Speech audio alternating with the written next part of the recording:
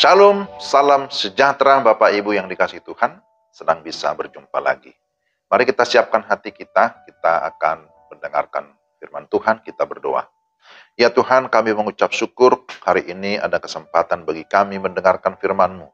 Terangilah hati kami, berilah kami hikmat dan pengertian supaya kami dapat memahami firman-Mu dengan baik. Dalam nama Yesus kami sudah berdoa. Amin. Firman Tuhan dari Lukas 15 ayat 20. Maka bangkitlah ia dan pergi kepada bapaknya. Ketika ia masih jauh, ayahnya telah melihatnya. Lalu tergeraklah hatinya oleh belas kasihan.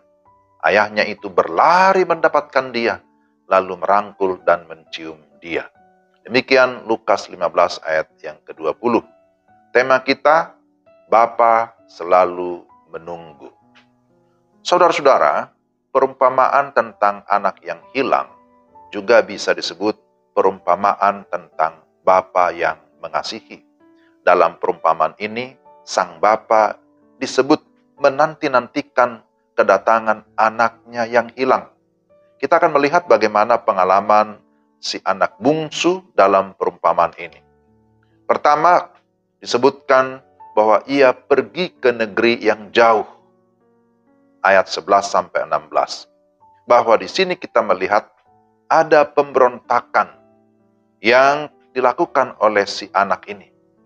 Memang dia berhak mendapatkan warisan, tetapi jika orang tua masih hidup dan dia menghabiskan semuanya, hal itu tentu sangat mengecewakan dan sangat tidak berperasaan.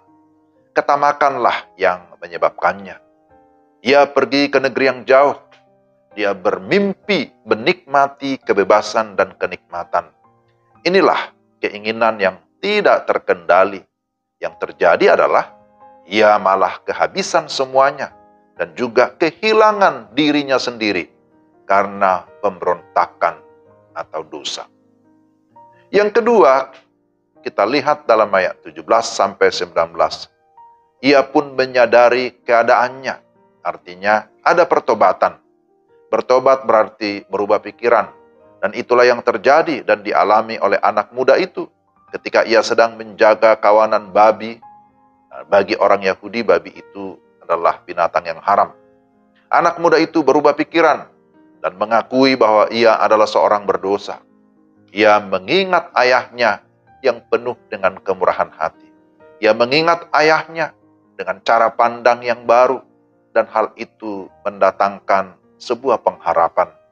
Jika ayahnya yang baik terhadap semua orang, bahkan terhadap orang upahan, mungkinkah ia tidak akan mengampuni anaknya sendiri?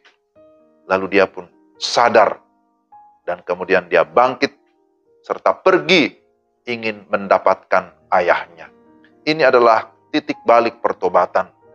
Lalu yang ketiga, bahwa ketika ia pergi kepada bapaknya, maka di sana ada sukacita yang besar. Jikalau kita membaca ayat 20-24, kisah ini sangat menarik.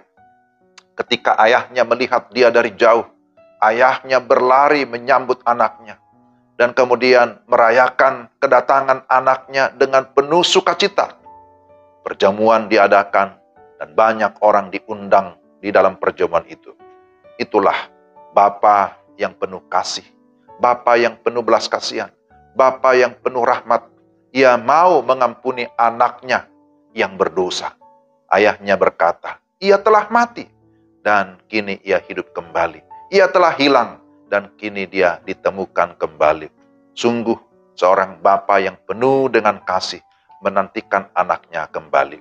Saudara-saudara, dari kisah ini kita melihat bahwa Tuhan merindukan kita, merindukan manusia berdosa untuk bertobat, untuk kembali kepada Dia, untuk bersekutu dengan Bapa di setiap saat. Karena itu bagian firman Tuhan ini mau mengundang kita sekalian tanpa terkecuali. Marilah, datanglah kepada Bapa. Datanglah kepada Bapa yang penuh dengan kasih, yang penuh dengan belas kasihan itu. Dia selalu menunggumu. Dia selalu menunggu saudara dan saya, menunggu kita sekalian. Kiranya firman Tuhan ini mengingatkan kita sekaligus menyadarkan kita bahwa kita punya Bapa yang setia. Dan setiap kita selalu ada kesempatan, selalu ada ruang untuk bisa datang kepada Bapa kapan saja, di mana saja. Kiranya firman Tuhan ini bisa menjadi berkat bagi kita sekalian. Mari kita berdoa.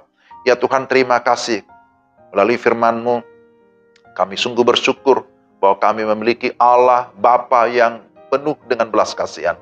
Allah Bapa yang senantiasa menunggu kami, yang senantiasa merindukan anak-anaknya untuk datang kepada Dia.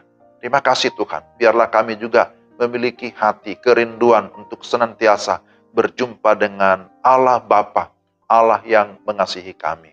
Kiranya melalui firman Tuhan ini, kami pun semakin rendah hati, semakin bersyukur bahwa kalau kami diangkat, dipilih menjadi anak-anak Tuhan, itu adalah bukti kasih Tuhan yang sejati.